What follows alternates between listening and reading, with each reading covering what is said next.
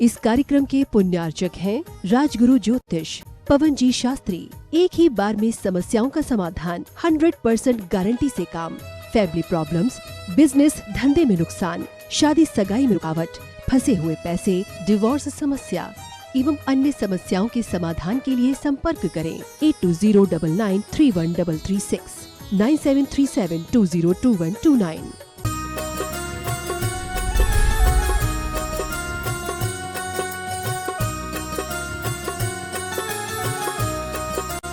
बोलिए देवादिदेव 1008 पार्श्वनाथ भगवान की जय जय जय। श्रवण संस्कृति के उन्नायक प्रातः स्मरणीय आचार्य भगवंत विद्यासागर जी महामुनि राज की जय जय जय जय। बोलिए गुणायतन प्रणेता, शंका समाधान करता, भावना योग प्रवर्तक, तरुणाई के प्रखर वक्ता पूज्य मुनिवर श्री प्रमाण सागर जी महाराज की जय जय जय। प्रिय बंधुओं, तीर्थराज सम्मेद शिखर की तलहटी गुणायतन परिसर में आयोजित देश के सर्वाधिक लोकप्रिय कार्यक्रम शंका समाधान में यहाँ उपस्थित एवं देश विदेश से जुड़े हुए उन सभी श्रद्धालुओं का जो कि जनवाणी चैनल एवं प्रामाणिक ऐप के माध्यम से इस कार्यक्रम का सीधा प्रसारण देख सुन व आनंद ले रहे हैं, उन सभी का मैं गुणायतन और श्री सेवायतन परिवार की ओर से हार्दिक हार्दिक अभिनंदन करता हूँ। बंधुओं, कार्यक्रम प्रारंभ हो उसके पूर्व अपन चलते हैं पूज्य गुरुदेव के चरणों में वंदन करने के लिए, नमोस्तु निवेदित करने के लिए। भो स्वामी नमोस्तु नमोस्तु नमोस्तु। बंधुओं, हमें बड़ी प्रसन्नता है, लोगों ने आज पुनः गुणायतन से जुड़ने का अपना भाव बनाया। मैं बड़े सम्मान के साथ उनको यहाँ पर बुलाता हूँ। उम्र लगभग 80 को पार कर रही है, पर इस उम्र में भी इन्होंने इतना अच्छा कार्य किया पूरे परिवार को जोड़ने का। मैं निवेदन करता हूँ मंच के ऊपर आए पूरा परिवार और इनका अभिनंदन करने के लिए। हमारे बीच में यहाँ पर मैं निवेदन करता हूँ हमारे गुणायतन के शिरोमणि संरक्षक अतुल जी लाघानी परिवार यहाँ पर उपस्थित है। साथ ही मैं संजय जी, मैं निवेदन करता हूं हमारे बीच में संजय जी सेठी रामगढ़ से हैं, आइएगा, इनका अभिनंदन करेंगे। जोरदार जोरदार तालियों के साथ अभिनंदन, आइएगा, आए सामने आए। जिन्होंने अपना संपूर्ण समय वरिष्ठ समाज सेवी के रूप में बिताया, बंधुओं, जिन्होंने अनेक वर्षों से समाज की सेवा में और रांची के अध्यक्ष पद में रह करके जिन्होंने लोगों को एक साथ जोड़ा है, आज अपने पूरे परिवार को जोड़ करके यहाँ पर उपस्थित है।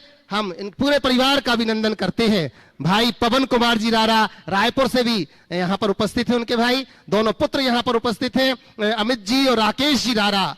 और छोटे छोटे बच्चों के साथ देखना मत, ऐसा लगता है कि पूरा खानदान यहाँ पर आज उपस्थित है। कितना कितना अच्छा लग रहा है पूरा परिवार को एक साथ एक मंच पर देख करके।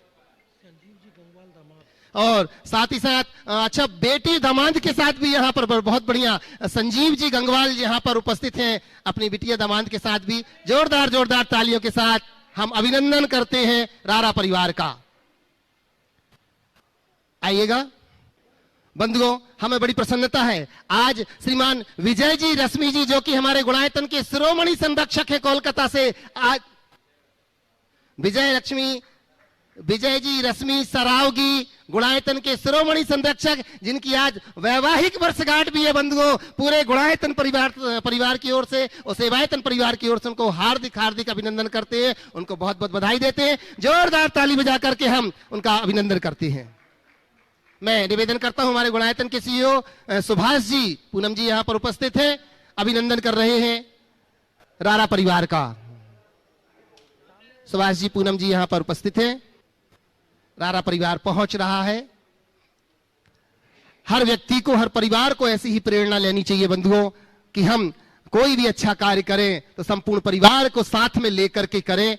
और अब चलिए प्रथम प्रश्न के लिए,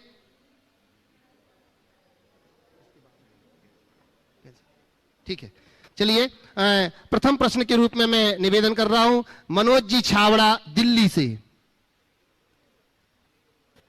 अच्छा, पहले मैं निवेदन करूंगा रारा परिवार से जो भी प्रश्न करना चाहते हैं, चूंकि राकेश जी हैं, अमित जी हैं, जो भी, तो वो अपना प्रश्न रखेंगे। रारा परिवार से पहले सबसे पहला प्रश्न रख रहे हैं और उसके बाद मनोज जी छावड़ा दिल्ली से तैयार रहेंगे।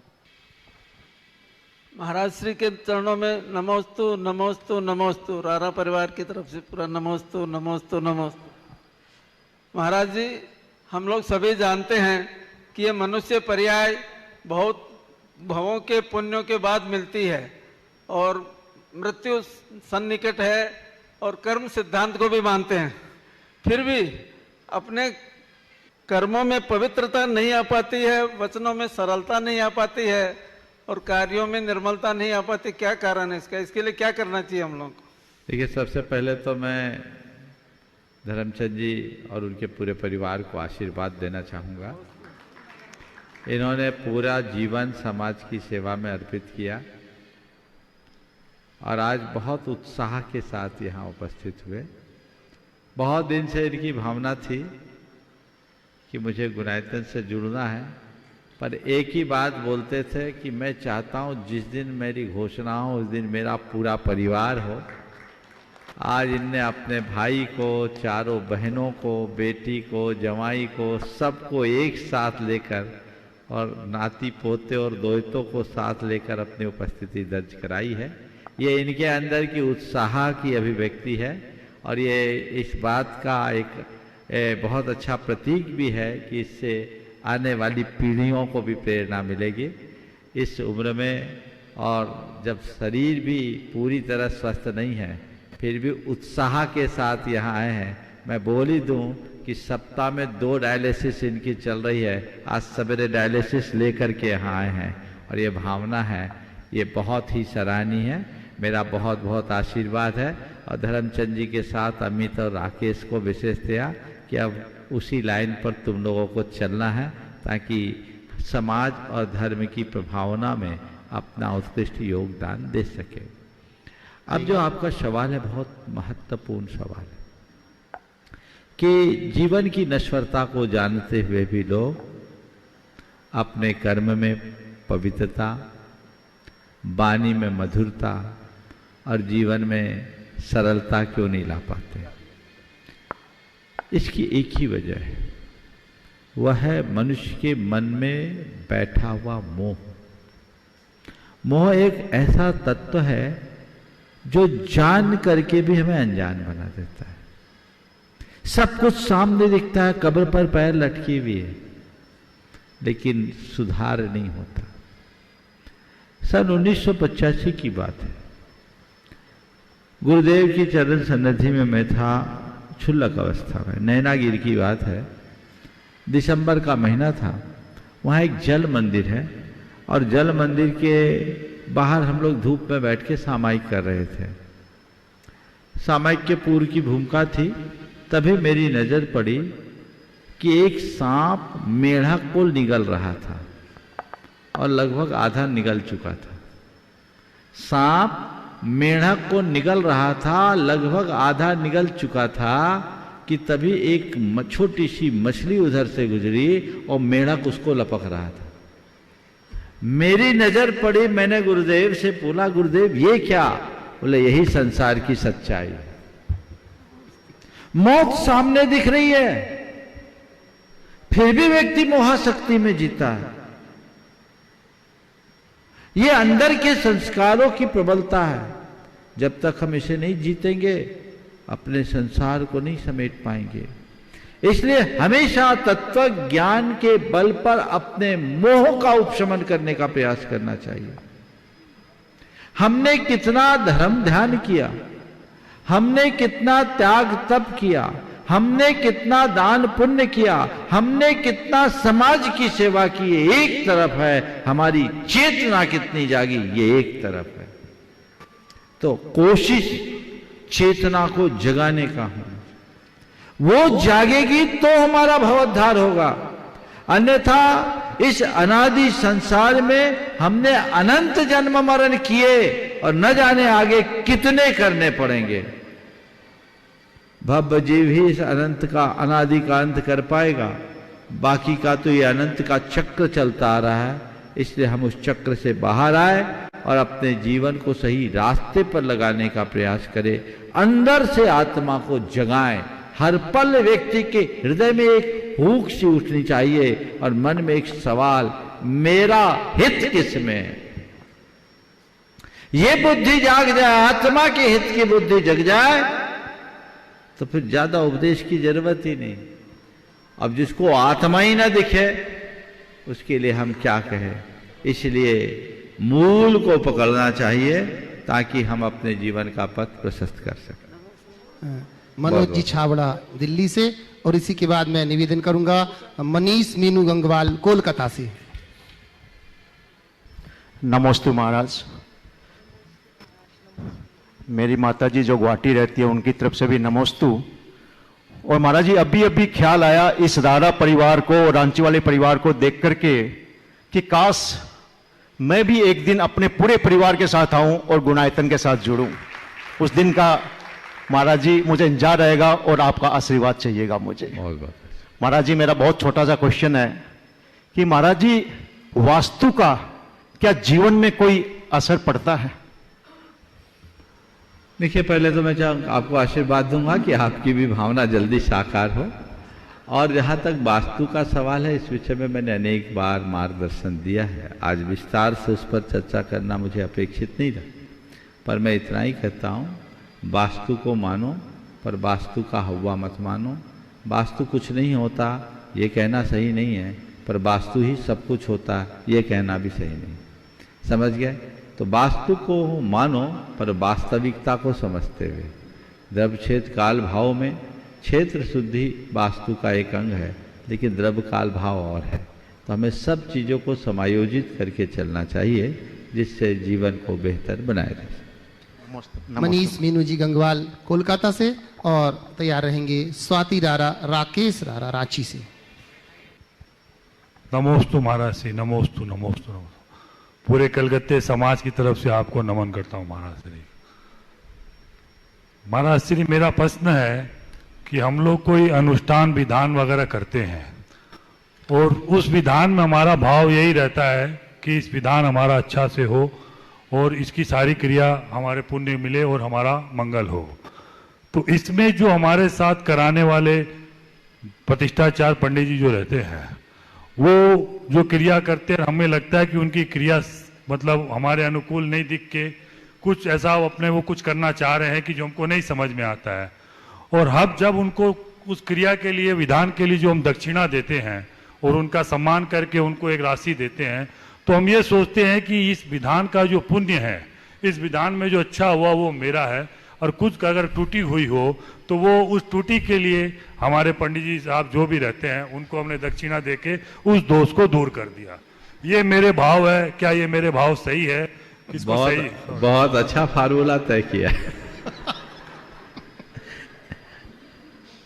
देखिए, ये बहुत उत्तम भावना है कि हम कोई भी पूजा विधान करें तो ये विधि पूर्वक हो, उत्तम रीति से हो, विशुद्धि पूर्वक हो, इसका ध्यान रखना चाहिए।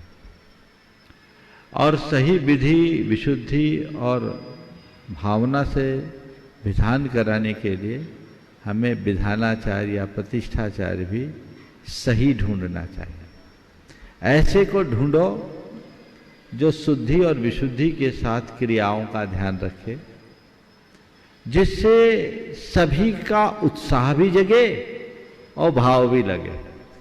तो जिस किसी को करोगे तो इस तरह की समस्या आएगी।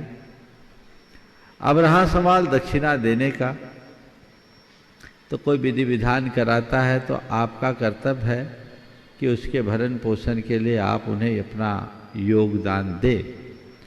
पर विधि विधान करता अगर पहले से मोल भाव करके ठहरा के आते तो उनको दूर से प्रणाम करो। दो, अपनी हैसियत के अनुसार जो उत्तम से उत्तम है वो दो, क्योंकि वो हमने जिससे विधि विधान कराया है उसको वृत्ति देने के लिए दिया है, उसका भी घर परिवार है, उसकी भी व्यवस्था है। अब रहा सवाल इस भाव का कि जो गलती हुई सो इनकी, अच्छा हुआ सो मेरा, ये भाव आप अपना कर सकते हैं। और इसके लिए पंडित जी से पहले बोल दो कि पंडित जी साहब देखो, हम तो ज्यादा जानते नहीं हैं, हमने आपको बुला लिया, ड्राइविंग सीट पर आप बैठ गए, अब गाड़ी को खूबसूरती के साथ मंजिल तक पहुंचाना आपका काम है। अगर कोई गड़बड़ हुआ तो उसके जिम्मेदार मैं नहीं हूं, आप हो। हम तो भगवान से भी निवेदन करते, भगवान ये जो कहेंगे सो हम करेंगे, अच्छा सो मेरा, बुरा सो उनका, पहले से ठीकरा फोड़ दो, उनके सिर में बात बांध दो ताकि वो भी सजग रहे। समझ गए? पहले बोलो ताकि वो सजग रहे, सावधान रहे, मनमानी क्रिया ना करे, उसको भी लगना चाहिए, तो ज्यादा आनंद आएगा और ये दुविधा भी दूर होगी। बोला उनको बोलने के बाद हमारा पुण्य ठीक रहेगा। बोलोगे तब ना, धोखा रखने का काम कहा है भैया? उनको आपने जता दिया, हमने आपके जिम्मे दिया, आप जो मुझे कह रहे हो सो मैं कर रहा हूं। हमारे तो आप पर हमने भरोसा किया, गलत करो तो आपका, सही करो तो आपका। नमोस्तु महाराज जी, नमोस्तु। स्वाति रारा, राकेश जी रारा रांची से, और इसके बाद तैयार रहेंगे पवन रारा जी, सरोज जी रारा रायपुर से। महाराज श्री के चरणों में हमारा त्रय बार नमोस्तु नमोस्तु नमोस्तु। महाराज श्री, अभी एक नई मूवी आई है द केरल स्टोरी, अभी एक नई मूवी आई है द केरल स्टोरी। फिर से बोलना, क्या नाम बोला? The Kerala story. The Kerala story जी, केरल की है, केरल की, हाँ। जिसमें धर्मांतरण एक बहुत बड़ा मुद्दा है। मैं ये जानना चाहती हूँ कि जब आज के समय की मांग है कि हम अपने बच्चों को बाहर पढ़ने के लिए भेजते हैं, उच्च शिक्षा के लिए, तो वहाँ कभी कभी डरा कर, धमका कर, बहला कर, फुसला कर, किसी भी तरह उनको इस तरीके से फंसाया जा सकता है। तो हम ऐसे अपने बच्चों में क्या संस्कार डालें कि वो इस बहकावे में ना आए या उनमें इस तरह की कुछ निर्णय लेने की क्षमता पैदा हो? देखिए, सबसे पहली बात तो मैं कहता हूँ, बच्चों को अच्छी शिक्षा देनी चाहिए, पर सबसे पहले ये धारणा बदल देनी चाहिए कि अच्छी शिक्षा बाहर ही मिलती, गांव में नहीं मिलती। आजकल ये फैशन बन गया और स्टेटस का सिंबल बन गया। अपने बच्चों को अच्छी से अच्छी शिक्षा देने के नाम पर लोग लाखों रुपया फूंकते हैं और बाहर बड़ी जगह में भेजते हैं। चलिए, अगर आपके पास संपन्नता है, आप अपने आप को सक्षम महसूस करते हैं, तो आपको जहां भेजना है भेजें, पर भेजने से पहले देखें कि हम किस इंस्टीट्यूशन में भेज रहे हैं। जो इंस्टीट्यूशन है उसके संचालक कैसे हैं, उनकी विचारधारा कैसी है और वहां का माहौल कैसा है, क्योंकि बाल मन बच्चों पर अपने अभिभावकों से ज्यादा अध्यापकों का असर होता है। आप जितना कहोगे, समझाओगे, उससे ज्यादा ये बच्चा अपनी टीचर्स को महत्व देता है कि मिस ने ऐसा बोला, बोलता है कि नहीं बोलता है, छोटेपन से बच्चों के मन। तो आप ऐसी जगह पढ़ाइए जो हमारी भारतीय संस्कृति के अनुकूल हो, क्योंकि ऐसे इंस्टीट्यूशन में बच्चों का एक बार ब्रेन वॉश हो गया तो बहुत गड़बड़ होता, अनर्थ हो जाता है। एक युवक मेरे पास एक परिवार का आया, बड़ा धर्मात्मा, समाज का एक रेपुटेड परिवार। उनने अपने बेटे को अमेरिका की एक यूनिवर्सिटी में पढ़ाया, बैंकले में। बैंकले कौन सा यूनिवर्सिटी, वहां से पढ़ के आने के बाद उस बच्चे की पूरी विचारधारा ही बदल गई। अब वो एकदम वामपंथी विचारधारा से ग्रसित हो गया। वो एक कश्मीरी मुसलमान को अपना गुरु बना लिया। अब सब कुछ खाना पीना भी शुरू कर दिया। उसमें अपनी शान समझता है और भारत और भारतीय परंपरा के विरुद्ध मुखर रहता। अपने माता पिता से भी उसको अब कोई मतलब नहीं। उसका एकदम ब्रेन वॉश हो गया। हमने उनके माँ बाप से पूछा कि भैया भेजा क्यों? बोले महाराज जी हमने सोचा अच्छी यूनिवर्सिटी में एडमिशन मिल रहा है, भेज दो। तो कभी कभी इतने भयानक परिणाम होते हैं, पैसे की भी बर्बादी और जीवन की भी बर्बादी। इसलिए भेजने से पहले 100 बार सोचो, क्यों भेजें हम बाहर। प्रतिभा के लिए इंस्टीट्यूशन बहुत ज़्यादा मायना नहीं रखती, क्योंकि प्रतिभा इंस्टीट्यूशन की मोहताज नहीं होती। साधारण से स्कूल में पढ़ने वाले लोग भी आज शिखर को छुए हैं, और बड़े बड़े इंस्टीट्यूट से पढ़ के निकलने वाले हर कोई अग्रणी नहीं बनते, कई फिसड्डी भी हो जाते हैं। तो ये एक फैशन जैसा हो गया, बच्चे भी कहने लगते हैं और माँ बाप भी कहते नहीं मेरा बेटा तो वहां पढ़ेगा, इसकी स्कूलिंग वहां करनी है। इस ट्रेंड को बदलना होगा, अन्यथा आप इससे बच ही नहीं पाएंगे, ये चलता ही रहेगा और बाद में फिर माँ बाप केवल अपना सिर ठोक के रह जाते, कुछ उनके हाथ में नहीं रहता। अपने समय की पीढ़ी के टाइम में तो फिर भी माँ बाप का लिहाज था, क्योंकि हम लोग ठुक पिट के बड़े हुए। लेकिन आज की जनरेशन के साथ ये चीजें नहीं है, बच्चों की भाषा बदल गई। इसलिए एकदम आप कहीं भी भेजो तो उस इंस्टीट्यूट में भेजो जहां भारत बसता हो, भारतीयता बसती हो। अब एक लड़की 11th क्लास में थी, इंटरनेशनल स्कूल में पढ़ी, अपने पिताजी के साथ मेरे पास आई रतलाम में, 2018 की बात है। अब उससे बात करूं तो उसका तो पूरा दिमाग ही घुमा हुआ, उसको अहिंसा हिंसा से कोई फर्क नहीं, धर्म अधर्म में सब बेकार की बातें लगने लगी, मरती मंदिर मूर्ति मुनि महाराज से कोई लेना ही देना नहीं, जिसको हिंसा और अहिंसा से ही कोई परहेज नहीं, वो क्या बोले। मैंने उसके पिताजी से बोला भैया क्या कर दे, बोले महाराज जी मुझे लग रहा है कि मैंने बहुत गलत किया इसको इंटरनेशनल स्कूल में पढ़ाकर। बोले अब क्या होगा। तो ये सब चीजें हैं, और वो इस स्थिति में पहुंच गए कि अब उसके पिता उसके साथ कोई बदलाव भी नहीं कर सकते। तो ये जो चीजें हैं लोगों के मानस में, जो ये चीजें भर दी जाती है, उनके प्रति बहुत सजग और सावधान होने की जरूरत है। अतः आप बाहर भेजें तभी जब और कोई ऑप्शन ना हो, और बाहर भी भेजे तो ऐसी इंस्टीट्यूशन में भेजे जो भारतीय संस्कृति के अनुकूल हो। भले वहां का बाहरी स्टैंडर्ड कम हो, लेकिन वहां पढ़ने वाले बच्चे के जीवन का स्तर जरूर ऊंचा होगा, इस बात को ध्यान में रखना चाहिए। तब आगे उषा सुकेश जी सिंघई अजमेर से, और तैयार रहेंगे संजय जी सपना जी जियागंज से। नमोस्तु महाराज जी।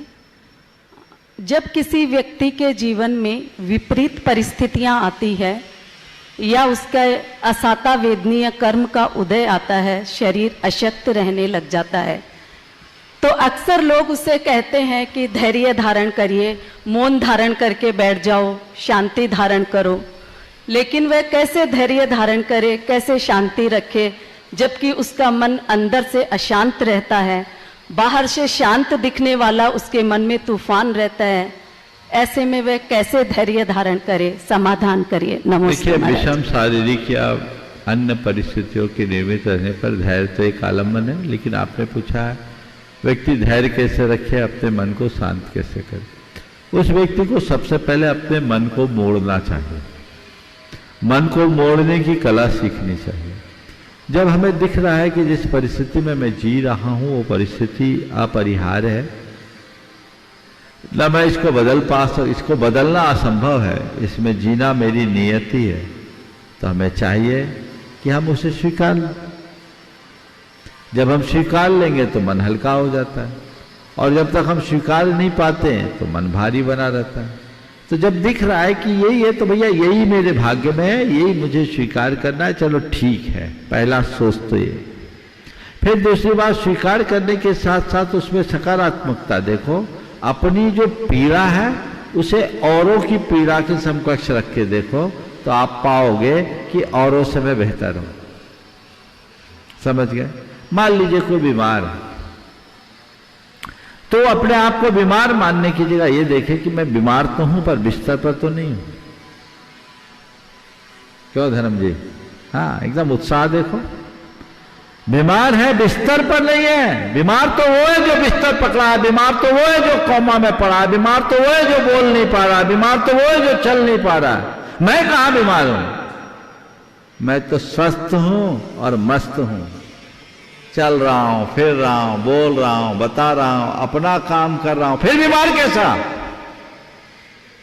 और ये जो बीमारी आई है ना, ये मेरे लिए बीमारी नहीं है, मेरे कर्म काटने का निमित्त बनकर आई है। बस इतनी सी सोच जगा लो। अगर मैं इस बीमारी को क्षमता से सहूंगा तो मेरे कर्म कटेंगे, और यदि आकुलता करूंगा तो कर्म बंधेंगे।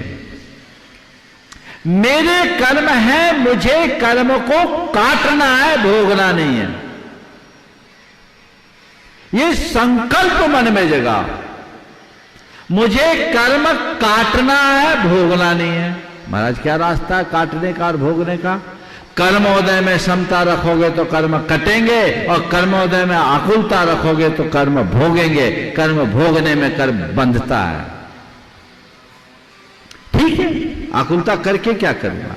मेरा दर्द अब मुझे ही सहन करना है, मेरी पीड़ा मुझे ही झेलनी है। ठीक है, जो है तो ये बीमारी मेरे तन को है, मन को नहीं।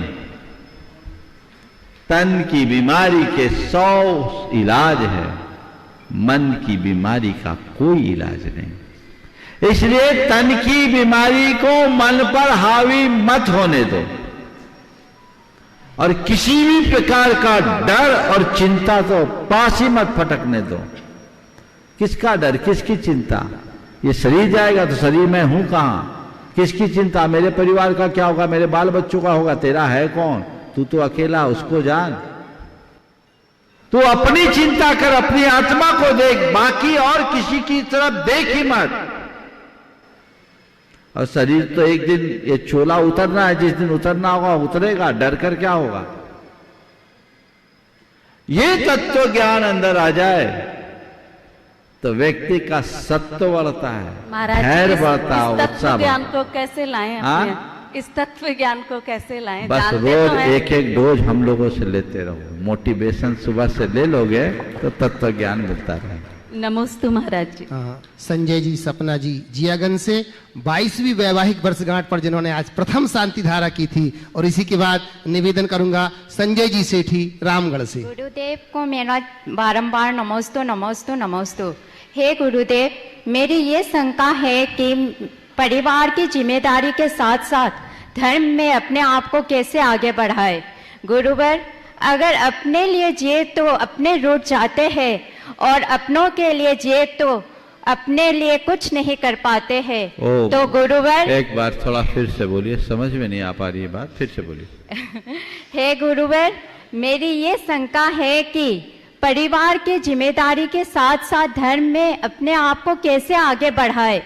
गुरुवर, अगर मैं अपने लिए जिए तो अपने लिए जिए तो अपने रूठ जाते हैं, और अपने के लिए जिए तो अपने लिए कुछ नहीं कर पाते हैं। गुरुवर, ऐसे में हम क्या करें, दोनों में तालमेल बिठा सके, और परिवार के प्रति हमारा कर्तव्य कहाँ तक होना चाहिए, शंका का समाधान करें। पारिवारिक जिम्मेदारियों का निर्वाह करते हुए धर्म कैसे करें। और आपने जो बहुत अच्छा वाक्य कहा, अपने लिए जीते हैं तो अपने दुख अपने रूठ जाते हैं। अच्छा, अपने लिए जिए तो अपने रूठ जाते हैं, और अपनों के लिए जिए तो अपने लिए कुछ नहीं कर पाते। बहुत अच्छा। अपने लिए जिए तो अपने रूठ जाते हैं, और औरों के लिए जिए तो अपने लिए कुछ नहीं कर पाते। तो मैं एक बहुत अच्छा सा मंत्र दे रहा हूं जीने का। जियो अपने लिए, ध्यान से सुनना। जियो अपने लिए, पर औरों का ख्याल रखकर, औरों का ख्याल रखते हुए अपने लिए जियो। और धर्म में आगे पूरी बात सुनो। औरों का ख्याल रखते हुए अपने लिए जियो। अपने लिए जीने का 2 तरीका है। अपने लिए जियो, दुनिया जाए जहन्नुम में, ठीक है ना। तो ऐसे लोग स्वार्थी किस्म के लोग होते हैं। लेकिन जो स्वहित के साथ सर्वहित का ख्याल रखता है वो परमार्थी होता है। स्वहित की रक्षा करो पर सर्वहित को साथ में लेकर चलो। केवल स्वहित की बात करना बेमानी। तो अपने लिए जीने के साथ अपनों का ख्याल रखो। मैं जो कर रहा हूं अपने लिए कर रहा हूं, पर मेरी इस खुशी में किसी की खुशी खंडित तो नहीं हो रही है, बस इतना ध्यान रखना। मैं किसी की सहायता न कर पाऊं तो चलेगा, पर किसी को पीड़ा न पहुंचे ये जागरूकता चाहिए। समझ गए? तो ये बातें अगर ध्यान में रखोगे तो कोई दिक्कत नहीं। जिम्मेदारियां को पालन करो, केवल अपने तक सीमित नहीं रखो, अपनों से अपने साथ अपनों का भी ख्याल रखो। और रहा सवाल धर्म में, तो जिम्मेदारियां व्यक्ति को घर गृहस्थी में रहते हुए पारिवारिक कर्तव्यों के निर्वाह को भी अपना धर्म समझना चाहिए। आप जैसे एक गृहिणी को मैं केंद्र में रखकर ये कहूँगा कि एक गृहिणी के लिए धार्मिक क्रियाएं जितना जरूरी है, उसे अपना पत्नी धर्म और एक गृहिणी का धर्म निभाना भी उतना ही जरूरी है। यदि आप पत्नी का धर्म नहीं निभाओगी, माँ का धर्म नहीं निभाओगी, एक बहू का धर्म नहीं निभाओगी या एक गृहिणी का धर्म नहीं निभाओगी, तो अपना धर्म कैसे निभा पाओगे? हमारा धर्म तो हमें यही कहता है, सबके साथ हिल मिल कर रहो, प्रेम भाव से जियो, किसी से कटता मत रखो, राग द्वेष से बचो। नहीं मुझे तो पूजा करना, मुझे तो पाठ करना, मुझे तो ये करना, मुझे तो वो करना, बाकी तुम जानो, हमें तुमसे कोई मतलब नहीं। तो जब मतलब ही नहीं था तो घर में क्यों बैठे हो? घर में बैठो, ये इस बात का प्रमाण है कि तुम्हें मतलब है कि नहीं? तो मतलब है तो केवल अपना मतलब मत देखो, औरों का भी मतलब समझो। तो जिम्मेदारियां निभानी चाहिए। एक पुरुष है तो उसे अपना जो धर्म निभाना है निभाने के साथ साथ, पिता है तो पिता का धर्म, पति है तो पति का धर्म, पुत्र है तो पुत्र का धर्म, भाई है तो भाई का जो धर्म है वो निभाना ही चाहिए। यदि व्यक्ति अपने कर्तव्यों को धर्म मानना शुरू कर दे तो कभी खींचातानी ना हो। लेकिन हम लोगों ने धर्म को केवल धार्मिक क्रियाओं तक सीमित करने की भूल कर दी। इसका परिणाम ये निकल रहा है कि लोग धर्म की क्रियाएं तो कर रहे हैं, धर्म को जी नहीं पा रहे। मैं आप सबसे कहता हूं, धर्म की क्रिया करो ना करो कोई चिंता नहीं, धर्म को जीने का अभ्यास करो। एक दूसरे के प्रति राग द्वेष, छल छद्म, दुर्भावना, ये कहां का धर्म? अगर इसे हम जीतेंगे तभी सच्चे अर्थों में धर्म का रस ले सकेंगे। संजय जी सेठी रामगढ़ से, और इसी के बाद मैं निवेदन करूंगा सुभाष जी पूनम जी गुणायतन सीईओ। गुरुदेव के चरणों में सादर नमोस्तु नमोस्तु नमोस्तु। शुल्लक जी महाराज के चरणों में इच्छामी। बोलो। आज हमारे लिए बहुत सौभाग्य का दिन है कि अग्रज श्री ललित जी चूड़ीवाल की 40वीं शादी की 40वीं वर्षगांठ के अवसर पर हम लोग सब रामगढ़ दिगंबर समाज की ओर से ललित की सालगिरह है। हाँ, हम तो सोचे उनकी है। ठीक ठीक, बहुत बढ़िया। चलो ठीक ठीक, चलो बहुत बढ़िया। हाँ, और आपका आशीर्वाद प्राप्त हुआ। गुरुदेव, एक प्रश्न मन में बहुत दिन से घुमड़ रहा है, कुछ हद तक वो निजी भी हो सकता है।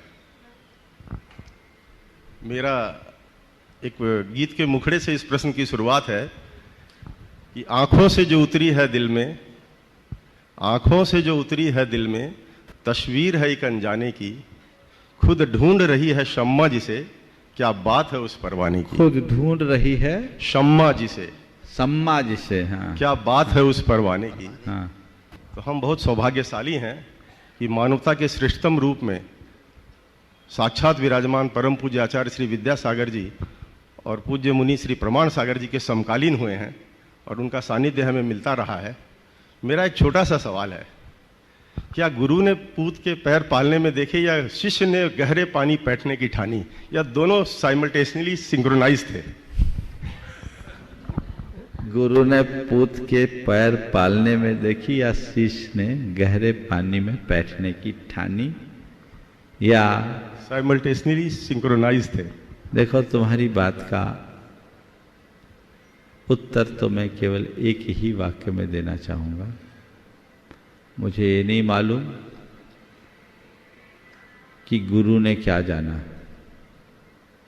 मुझे केवल इतना मालूम है कि मैंने गुरु को जाना। मुझे ये नहीं पता कि गुरु ने क्या जाना, पर मुझे इतना पता है कि मैंने गुरु को जाना, और जब मैं गुरु को जाना तो बस गुरु का हो गया, और जो एक बार गुरु का होता है वो सब कुछ पा जाता है। इसलिए अपने जीवन में पाना है तो गुरु का होना सीखो। गुरु को पाना बहुत सरल है, पर गुरु का होना बहुत कठिन है। गुरु को हर कोई पा सकता है, पर कोई विरला ही गुरु का हो पाता है। गुरु का होने के लिए अपना सब कुछ अर्पित करना पड़ता है, और मैंने वही किया है। और मैं तो ये जानता हूँ, जो एक दिन गुरु का हो जाता है, गुरु उसे प्रभुता प्रदान कर देते हैं। गुरु का होने वाला ही प्रभु बन पाता है। बोलो प्रमाण सागर जी महाराज की जय। जय। लीजिए ललित। हाँ, ललित जी पूछ रहे हैं। गुरुवर के चरणों में त्रैवार नमोस्तु नमोस्तु नमोस्तु। गुरुवर, यह आज हम सभी का परम सौभाग्य था कि आज हम लोगों ने यहाँ पर गंधर्व वलय विधान आपके आशीर्वाद से और विजय भैया के सानिध्य में बहुत ही विधि पूर्वक और बहुत ही उल्लास से संपन्न हुआ। गुरुवर, ये मेरे लिए पहला मौका था कि गंधर्व वलय विधान में शामिल हूँ। मैं इसके बारे में कुछ भी नहीं जानता। मैं यह आपसे विनती करता हूँ कि गंधर्व वलय विधान क्यों करें और इसका महत्व क्या है, यह मेरी जिज्ञासा है। कृपया जिज्ञासा का समाधान। देखिए, बहुत अच्छी बात है, आज आप अपनी सालगिरह के अवसर पर धार्मिक अनुष्ठान करने का मनोभाव लेकर पूरे समूह के साथ यहाँ उपस्थित हुए। लोगों को भी प्रेरणा लेनी चाहिए। ऐसे प्रसंग हमारी धार्मिक अभिरुचि को बढ़ाने के लिए और पुण्योपार्जन के लिए करना चाहिए। जो भी लोग किए, आज संजय ने भी ये लाभ लिया है, मैं उनको भी आशीर्वाद देता हूँ कि आगे बढ़ करके अपने जीवन को धर्म ध्यान में लगाने की प्रेरणा लें। आपने जो सवाल किया कि गणधर वलय विधान क्यों किया जाता है, देखिए, गणधर वलय यानी गणधरों का समूह। गणधर वलय विधान में जो गणधर वलय के मंत्र हैं, जो मूलतः सठखंडागम में निबद्ध मंत्र, जो सीधे द्वादशांग से निकले नमो जिनाणम आदि, उनका प्रयोग किया जाता है। ये विशेष पुण्योपार्जन और अंतर शुद्धि के लिए किया जाता है। गणधर वलय की महिमा का अंदाज आप इससे लगाएं कि किसी की मुनि दीक्षा होती है तो मुनि दीक्षा के लिए उसके पुराने सारे दोषों के निवारण के भाव से और नए संस्कारों के संचार करने की भावना से गणधर वलय विधान किया जाता है। कोई भी अशुभ अमंगल का निवारण है तो उसमें गणधर वलय की बात आती है। हम मुनि लोग पाक्षिक प्रतिक्रमण करते हैं तो उसमें गणधर वलय का पाठ करते हैं। तो इसकी अतिरिक्त महिमा है इन मंत्रों की। जैसे नमोकार मंत्र की महिमा है, ऐसे गणधर वलय मंत्रों की महिमा है। तो चूंकि ये विधान और गणधर वलय का मैंने बहुत वर्षों से अभ्यास और साधना की, तो यहाँ विधान करने की लोगों ने बात की तो बोले शांति विधान करते हो और विधान करते हो, ये विधान में और आनंद है, इसका आनंद लो। और आज आनंद आया कि नहीं आया? तो इसका चलन करके बहुत लोग लाभ ले रहे। अतुल भाई तो पिछले 15 दिनों से लगभग रोज विधान कर रहे हैं। तो ये ऐसी भावना होनी चाहिए। और ये विधान किसी बाह्य उपलब्धि के लिए नहीं, अंतस्करण की शुद्धि के लिए, पाप क्षय के निमित्त करो।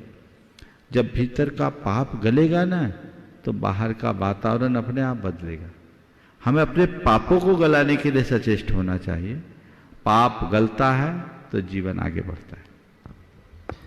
निवेदन कर रहा हूँ, सुभाष जी, पूनम जी, गुणायतन और है CEO। एक और दे दो, बोलो। अच्छा। हाँ, गुरुवर के चरणों में नमोस्तु नमोस्तु नमोस्तु।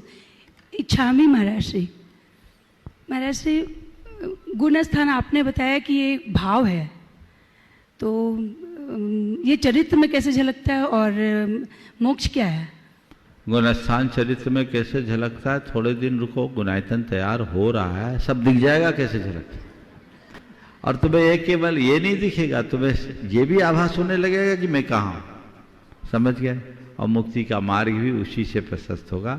अभी मैं विस्तार से नहीं बता पाऊंगा क्योंकि समय कम है, लेकिन थोड़ा इंतजार करो। वह कमेटी पूरी तरह लगी हुई है, देखो कब होता है भावना भाव जल्दी से जल्दी पूरा। नमोस्तु महाराज। सुभाष पूनम जी गुणायतन से हो। और इसी के बाद निवेदन करूंगा अतुल शीतल जी निहाल वंदना लघानी परिवार बक्सरा गुजरात से, गुणायतन शिरोमणि संरक्षक। परम श्रद्धेय गुरुदेव के चरणों में शशर नमन। मंचासीन चुल्लक महाराजों के चरणों में सादर इच्छामी। गुरुदेव, प्रबंधन के दो चेहरे होते हैं, एक पॉलिसी मेकिंग लेवल होता है और एक सामने जो फ्रंट लेवल होता है, फ्रंट मैनेजर। तो दोनों के कार्यों में बहुत फर्क होता है। और जनरली जो भी नेगेटिव बातें होती हैं, चाहे संस्था हो या कोई कंपनी हो या कोई भी प्रबंधन का हिस्सा हो, संस्थान हो, तो उसमें जो नेगेटिव बातें हैं वो फ्रंट मैनेजर के को ही झेलनी पड़ती है। और जो उसकी पॉजिटिव चीज़ें हैं वो पॉलिसी मेकर के हिस्से में जाती हैं। तो गुरुदेव, इसमें कैसे सामंजस्य बनाया जाए और कैसे अपने आप को बचाया जाए, उसमें मार्गदर्शन चाहिए। घबराइए नहीं। देखिए, बात बिल्कुल सही है। पॉलिसी मेकर का काम पॉलिसी बनाने का है और पॉलिसी किसी भी इंस्टीट्यूशन को आगे बढ़ाने की बैकबोन है। हम किस पॉलिसी को लेकर आगे चल रहे हैं, पर पॉलिसी को एग्जीक्यूट करने का दायित्व किसका है? जो फ्रंट में बैठा है। तो हम कितनी भी अच्छी नीति बनाएं, यदि उसका क्रियान्वयन सही तरीके से ना हो तो उस नीति का क्या लाभ होगा? तो जिम्मेदारी तो उसकी ज़्यादा है जो फ्रंट में बैठा है। आपने बोला कि नेगेटिव बातें उनके लिए आती, पर पॉजिटिव भी उसी की आती। पॉलिसी मेकर को कोई नहीं जानता, फ्रंट में बैठा उसे सब कोई जानता है। इसलिए व्यक्ति को हमेशा इस बात का ध्यान रखना चाहिए कि यदि मैं कोई जिम्मेदारी के पद पर बैठा हूँ तो मेरी जवाबदारी है मैं इस पद पर पूरी तरह खरा उतरूँ और अच्छे से अच्छा काम कर सकूँ, वो प्रयास मेरे द्वारा हो। तो ये जिम्मेदारी हमारी होनी चाहिए, उस दिशा में हमको प्रयास करना चाहिए। लेकिन अगर कोई नेगेटिव बात होती तो घबराना नहीं चाहिए, उसको बल्कि नेगेटिव बात से सीख लेनी चाहिए और आगे के लिए सावधानी रखनी चाहिए, ताकि कोई ऐसी बात हो तो मैं उसकी पुनरावृत्ति से बच सकूं और अपने काम को और अच्छा कर सकूं, अपना परफॉर्मेंस अच्छा से अच्छा दे। देखिए, एक बात बोलता हूँ, कितनी भी अच्छी गाड़ी हो तो थोड़ा बहुत धुआं तो निकलेगा, धूल तो उड़ेगी ना।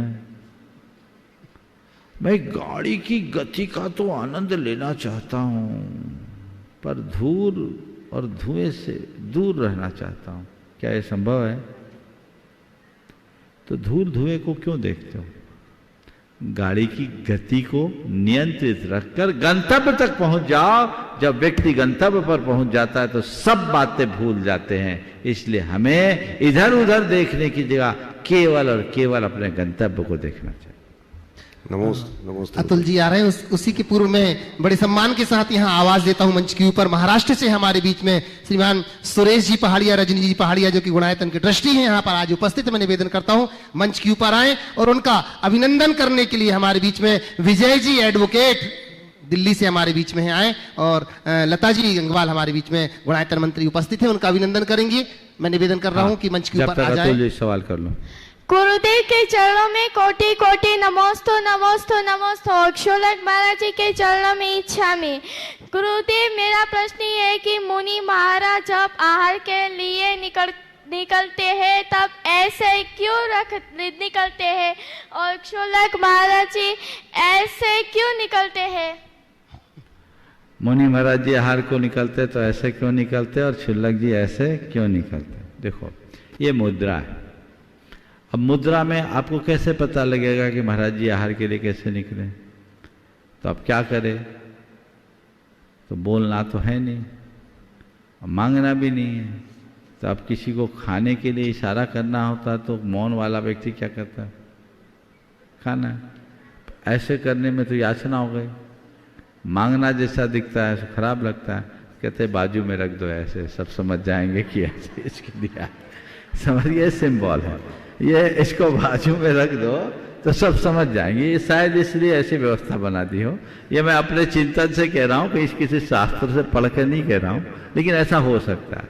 इसी तरह जब मुनि महाराज के लिए ऐसा कर दिए तो छुल्ला केला कारिकाओं में कोई अंतर करे तो उनके लिए ऐसे कर दिए ताकि ये दिख जाए ये 5 उंगली बंद है, यानी अभी कुछ चाहिए, तो उसको समझ करके श्रावक लोग अपनी व्यवस्था संपन्न कर दे। ओ नमोस्तुते नमोस्तुते। बड़े सम्मान के साथ मैं आवाज दे रहा हूँ हमारे बीच में मुंबई से सुरेश जी, रजनी जी पहाड़िया जो कि गुणायतन ट्रस्टी, उनका अभिनंदन करने के लिए एडवोकेट विजय जी और लता जी गंगवाल जो कि गुणायतन के मंत्री हैं, अभिनंदन कर रहे हैं। जोरदार तालियों के साथ अभिनंदन करते हैं। और तैयार रहेंगे राजेश जी रोकड़े खामगांव महाराष्ट्र से और वासंती अशोक जी काली औरंगाबाद से, एक साथ दोनों।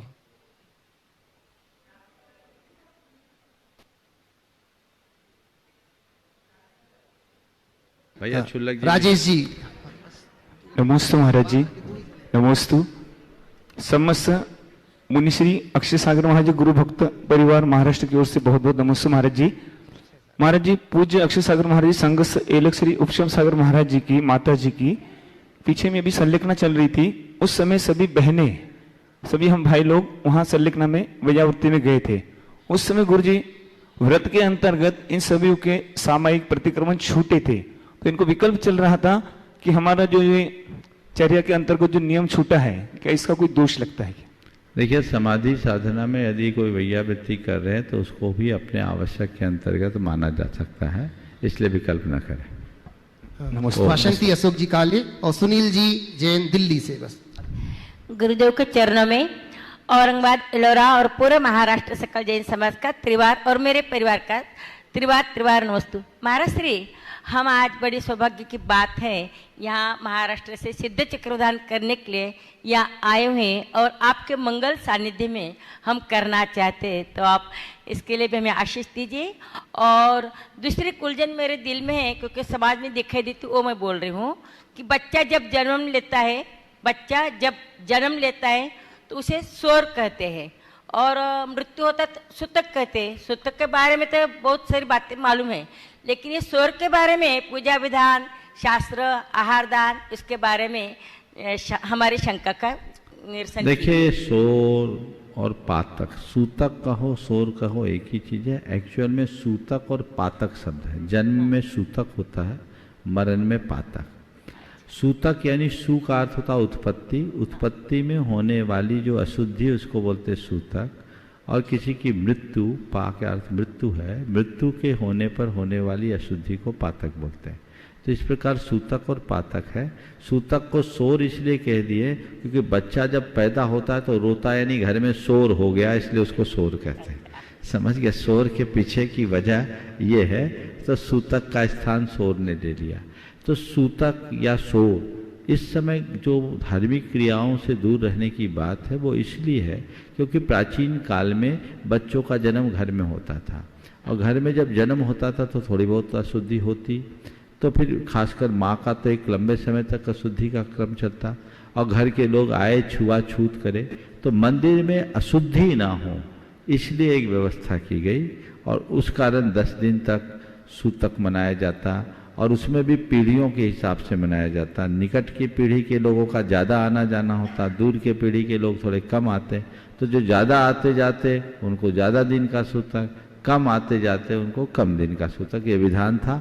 आज की व्यवस्था बदल गई महाराज, अब तो अस्पताल में होता है, और यहाँ जन्मा आदमी और हम अमेरिका में जन्मा, हम यहाँ रह रहे, सूतक काय माने? तो मैं तो ये कहता हूँ ये सूतक ही एक ऐसा माध्यम है जिससे आपके कुनबे का पता लगता है कि हम कौन से कुल के हैं, हमारा कुनबा कौन है, हमारा गोतिया कौन है। इसको हटा दोगे तो और रहा सा हाल खत्म हो जाएगा।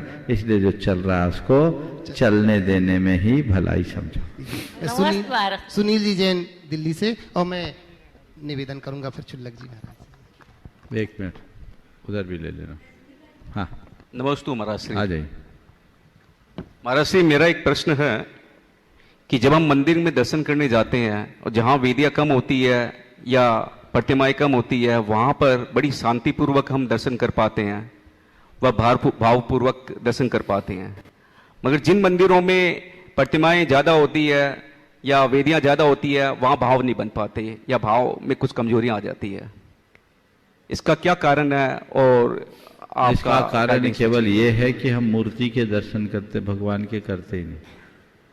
तो मूर्ति के करते तो वही तो मूर्ति पड़ी, यहाँ दर्शन करो वहाँ दर्शन करो, तो काम खत्म हो जाता, थकान होती, मन का उत्साह खत्म हो जाता। अगर भगवान के दर्शन करोगे तो हर वेदी के दर्शन के बाद आपका उत्साह बढ़ना चाहिए, घटना नहीं चाहिए।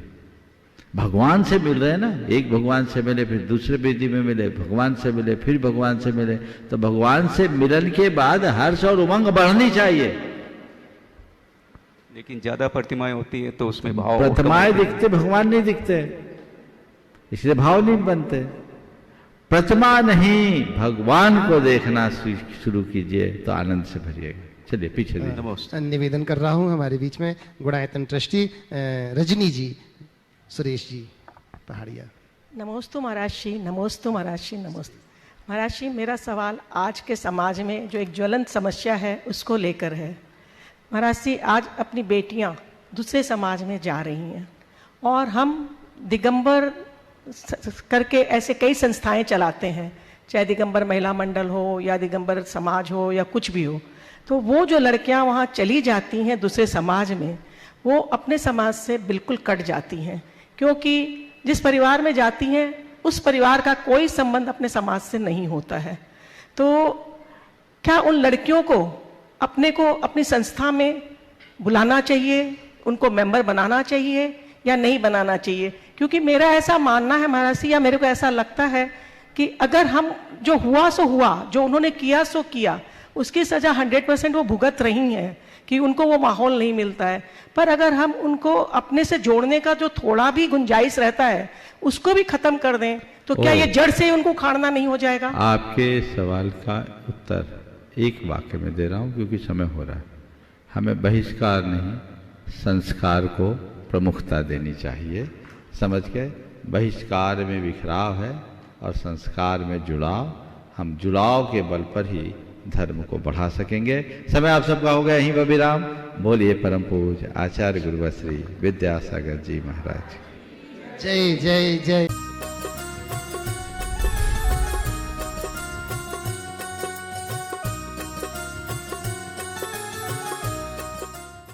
इस कार्यक्रम के पुण्यार्जक थे राजगुरु ज्योतिष पवन जी शास्त्री। एक ही बार में समस्याओं का समाधान, 100% गारंटी से काम।